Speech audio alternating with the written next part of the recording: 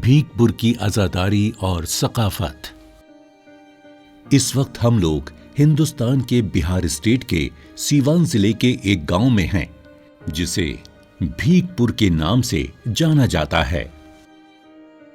200 घरों के इस छोटे से गांव की ज्यादातर आबादी शिया मुसलमानों की है। मुहर्रम के आते ही इस गांव पर गम का माहौल तारी हो जाता है।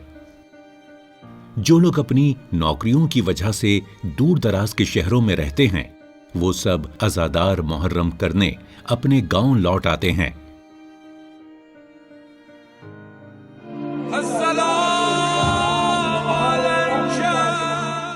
मुहर्रम की चांद रात से मजलिसों का सिलसिला शुरू हो जाता है। जैसे जैसे मुहर्रम के अय्याम गुजरते जाते हैं, गमे हुसैन की शिद्दत और बढ़ जाती है। घरों में चूल्हे कम ही जलते हैं। मजलिस के बाद तकसीम होने वाले तबर्रुक और हाजिरी के इंतजाम से ही मातमदारों के खाने की जरूरत पूरी हो जाती है।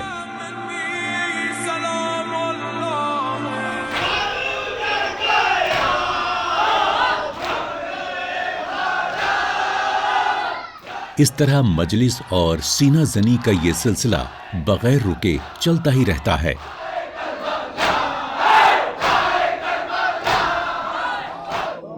हर अज़ा खाने से मजलिस मातम की आवाजें बुलंद होने लगती हैं।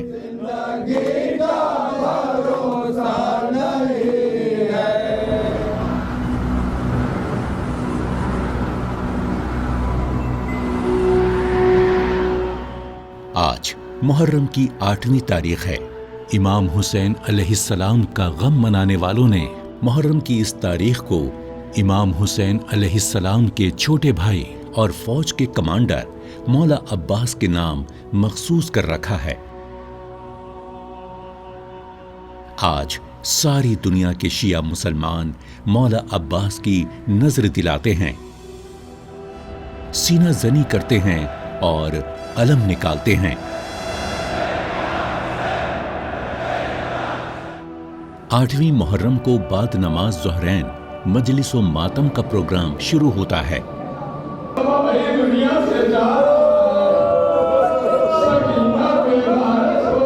8 मुहर्रम से मजलिसों का ये सिलसिला कुछ बड़ी मजलिसों में तब्दील हो जाता है। अंजुमन रिजविया के मेंबरान लिबासे अज़ा यानी काला लिबास पहने, नंगे पांव, अगरबत्ती लोबान लिए जुलूस की शक्ल में गिरियाओजारी करते हुए बिचला इमाम बारगाह से निकलकर मौलाना सैयद नजरे हसन साहब के अज़ा खाने में पहुंचता है।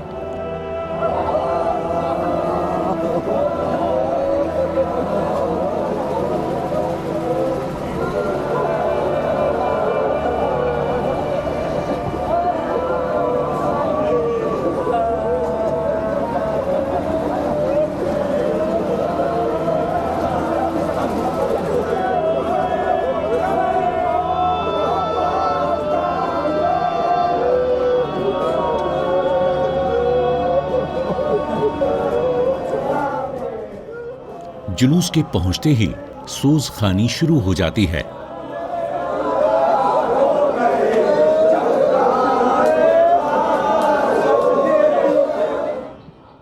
اس کے بعد ذاکر اہل بیت مصائب مولا عباس بیان کرتے ہیں۔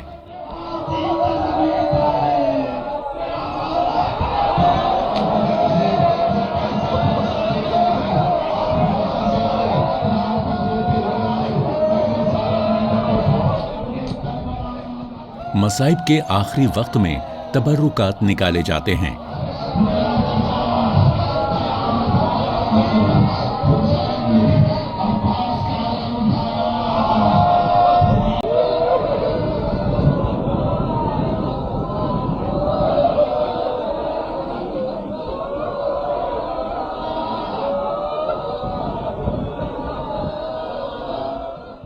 اس کے بعد نوحہ خوانی، سینہ زنی اور زنجیری ماتم کا سلسلہ شروع ہو جاتا ہے۔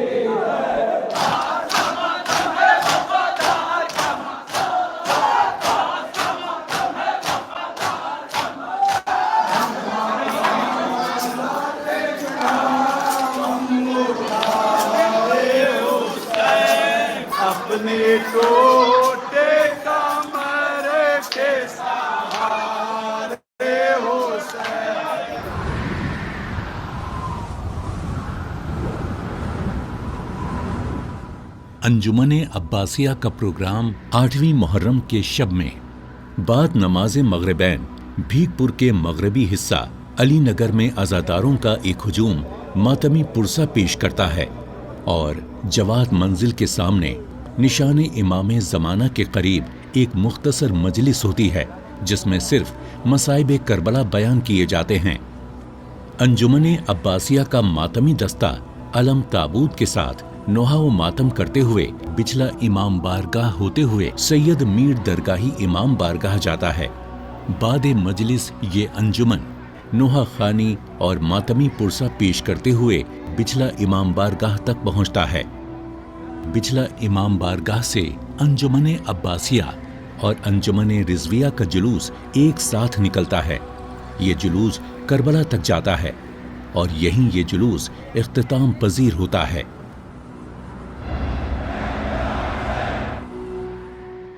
کربلا سے دونوں انجمنوں کے ممبران بڑے امام بارگاہ آتے ہیں اور سوز خوانی شروع ہو جاتی ہے۔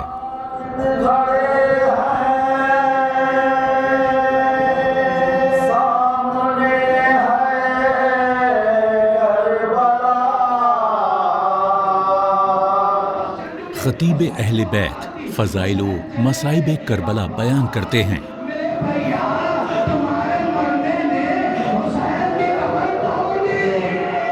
مجلس کے آخری لمحے میں تابوت، علم اور علی اصغر کا جھولا برآمد ہوتا ہے۔ پھر نوحہ خوانی اور زنجیری ماتم کا سلسلہ شروع ہو جاتا ہے جو نماز صبح سے پہلے ختم ہو جاتا ہے۔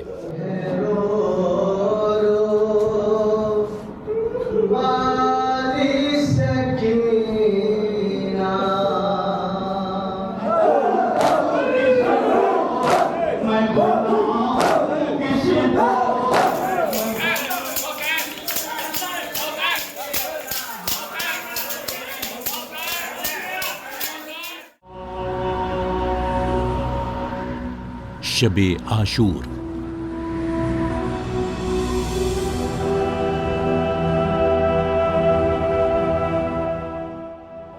بڑا امام بارگاہ و بچلا امام بارگاہ میں شب بیداری کا एक दिलचस्प मंजर। शाम ढलते ही गांव के जवान दोनों इमाम बारगाहों में ताज़ियात जड़ने की तैयारियों में लग जाते हैं।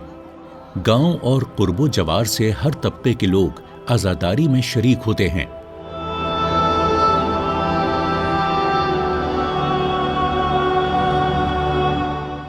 इस बस्ती के दो फलकबोज ताजिए एक तारीखी हैसियत रखते हैं। उन दोनों की ऊंचाई इतनी होती है कि उनके सुनहरे गुंबद दूर से नजर आते हैं। हर एक ताजिया के कई महल होते हैं। सुनहरे चमकीले कागजों से इनकी दीवारें मढ़ी जाती हैं।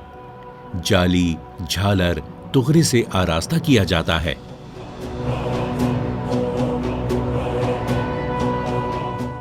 इन महलों को एक के ऊपर एक जड़ने में भीखपुर के गैर मुस्लिम हजरात का बहुत बड़ा तावन रहता है। ताजिया के पूरे वजन को उठाकर एक महल पर दूसरे महल को इस तरह आखिरी महल रखा जाता है। जब महल जोड़े जाते हैं तो या अली की आवाज ताजिया जड़ने वाले लगाते रहते हैं। इसी तरह का अमल ताजिया जड़ने में बिछले इमाम बारगाह में भी होता है। सारी रात की मेहनत के बाद नमाज़े सुबह से कब्ल दोनों ताजिया मुकम्मल तौर पर तैयार हो जाते हैं। दोनों इमाम बारगाहों में दो आलीशान 90 फीट ऊंचे फलकबोज ताजिए इमाम चौक पर रख दिए जाते हैं। ये ताजिए दुनिया के सबसे ऊंचे ताजियों में शुमार होते हैं। दिगर जमात की औरतें नहा धोकर फूल, पानी और शरबत लिए नंगे पांव ताजिए पर चढ़ावा चढ़ाने आती हैं। नजर के बाद बड़े इमाम बारगाह में अलविदाई मजलिस होती है।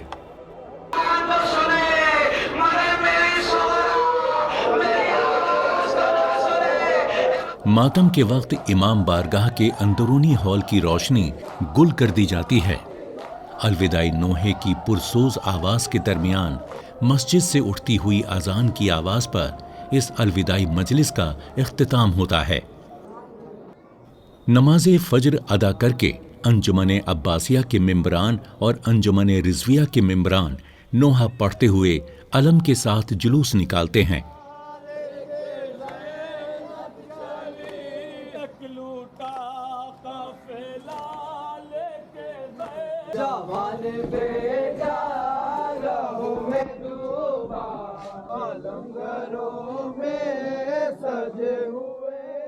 हर अज़ाखाने में छोटी छोटी अलविदाई मजलिसें होती हैं।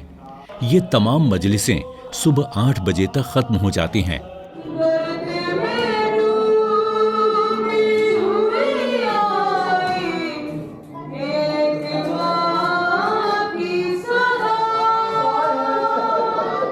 और हर अज़ाखाने के तबरुकात बढ़ाकर फूल और सहरा बड़े इमाम बारगाह में ले आते हैं।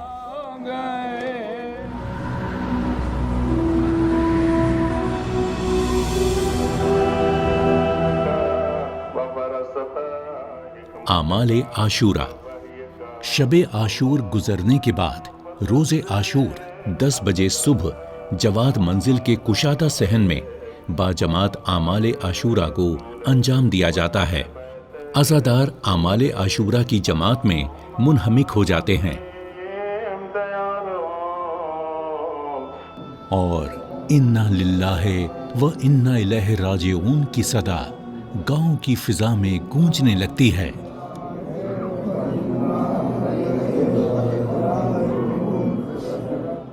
भीखपुर के मशरिकी हिस्से में जहां बिचला इमाम बारगाह और मीर दरगाही का इमाम बाड़ा है, वहां भी आमाले आशूरा मोमिनीन अदा करते हैं।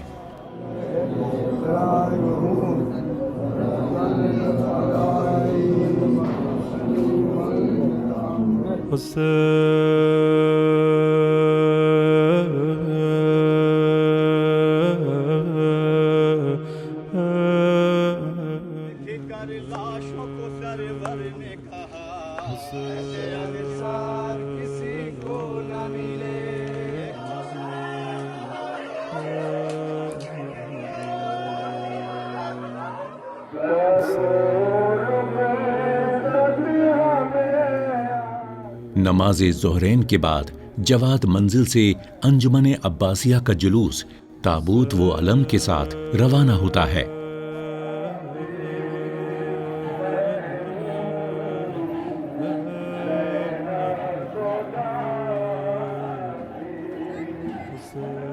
साथ ही भीगपुर के मगरबी हिस्से में जो बस्तियां हैं, वहां से भी ताजिया और सिपर का जुलूस हुसैनी निशान लिए हुए और नक्कारा बजाते हुए निशान के पास आता है।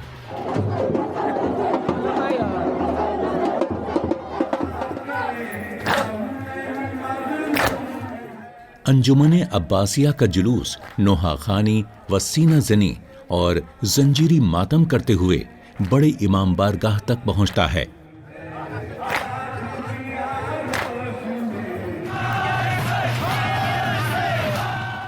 फलक बोस ताजियों को हुसैनी हिंदू हजरात अपने कंधों पर लेकर जुलूस के साथ चलते हैं।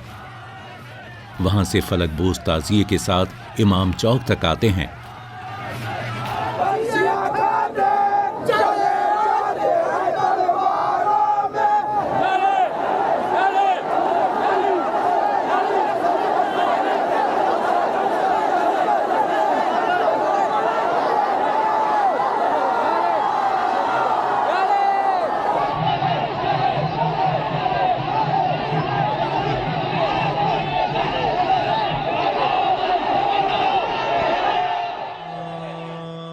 गैर मुस्लिम खवातीन कूजों में दूध और पानी लेकर सड़क पर बहाते वक्त कहती हैं, ए अली असगर, ए नन्ही सकीना, अगर हम करबला में होते तो आपकी प्यास जरूर बुझाते।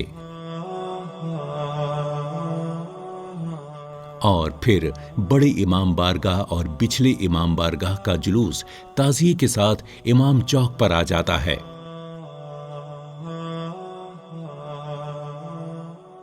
जब ताजिए उठते हैं तो बुलंद ताजिए को झुकाते हुए एक दूसरे से गले लगाते हैं।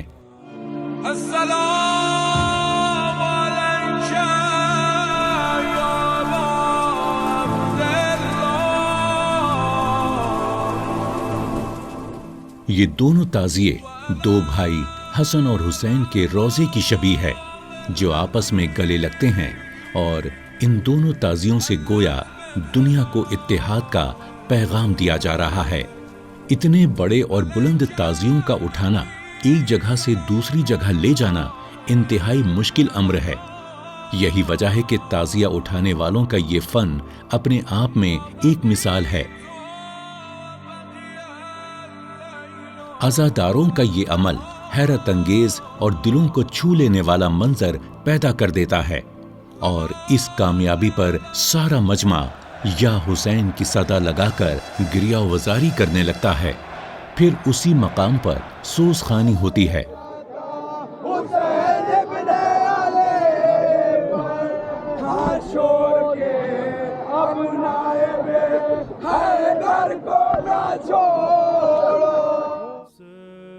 और दोनों अंजुमन के मातमी दस्ते नोहा पढ़ते हुए बस्ती के उत्तर जानिब चले जाते हैं। कुछ फासले के बाद वो पूरब जानिब मुड़ जाते हैं और लबे दरिया एक कुशादा जगह पर दोनों ताजिए रखे जाते हैं। दरिया के दूसरे जानिब शहीद सैयद मुबारक हुसैन के रोजे के पश्चिम तरफ कुशादा जगह पर चैनपुर के और उसके इर्द गिर्द के ताजिए जुलूस के साथ इकट्ठे होते हैं। दोनों अतराफ से अलम दरिया में दाखिल होते हैं और दरिया के बीचों बीच मिलते हैं, फिर वापस किनारे आ जाते हैं।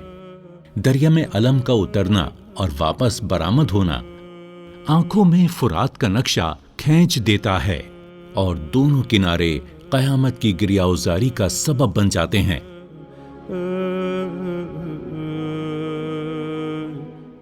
वहां से भीगपुर की दोनों अंजुमनों का दस्ता ताजिए के साथ करबला के लिए रवाना होता है। नोहा और जंजीरी मातम पूरे जुलूस के आखिरी वक्त तक होता है।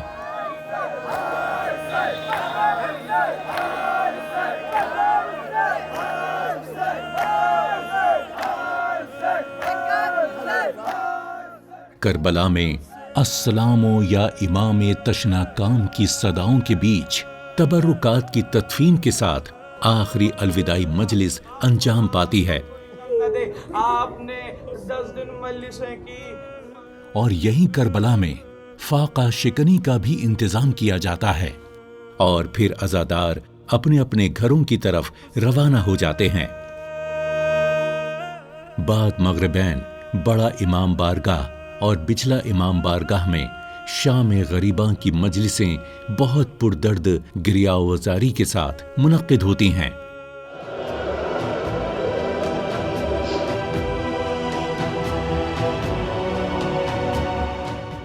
ये अज़ाखाना जो कल तक शमा से रोशन था, आज तारीकी में डूबा हुआ मिलता है।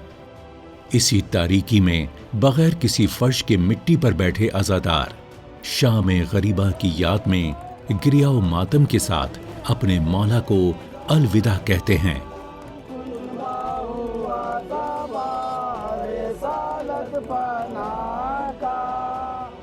यही वो शाम थी जिसमें अज़ादार अपने मौला को याद करके आंसू बहा रहे थे और एक 4 साला बच्ची अपने बाबा को तलाश करते हुए करबला के अंधेरे जंगल में आई और आवाज देती है, ऐ मेरे बाबा, आप कहां सो रहे हैं? सकीना को नींद नहीं आती। एक नशीब से आवाज आई, ऐ मेरी लाल सकीना, तेरा बाबा इस नशीब में है। बेटी ने बाप के जिस्म से सर को जुदा देखा और फरियाद करने लगी, बाबा किसने आपको जख्मी किया? बाबा आपके जिस्म पर तीर क्यों पेवस्त है? बाबा आपके जिस्म पर सर क्यों नहीं है? उफ, वो बच्ची जो अंधेरे में सहर ढूंढ रही है, बाप की लाश से लिपटी हुई सर ढूंढ रही है।